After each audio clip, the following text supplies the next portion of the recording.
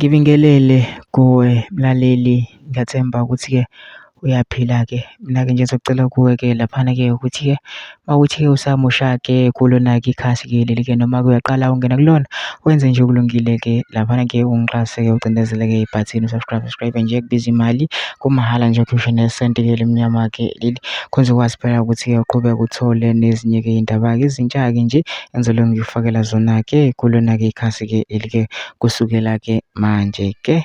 Udaba kulethele lona-ke namhlanje-ke laphana lithi-ke utete ngempumelelo owesifazane ozale ingane ngapha ibe indoda yakhe ifa ngenxa yokugwazwa ngumuntu we-Uber.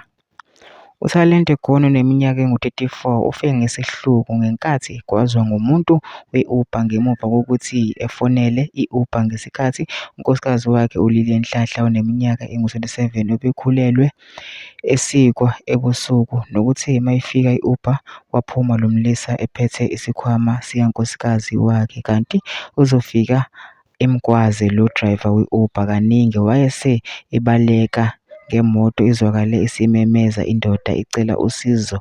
Uthe uyaphuma usisi wadibana nendoda yakhe ilele phansi edamini legazi ikhala yacela amanzi kunkosikazi kanti naye useyazala wagcina eseteta eceleni kwendoda yakhe esigwaziwe yagcina nayo isishonile indoda ingane uyitete kahle iyaphila. Lena bekuyingane yabo yesibili lo eyibona-ke esithombeni i-firstborn-ke. I-Uber-ke ibalekile-ke lesi sigameko senzeke eJoe Slovo.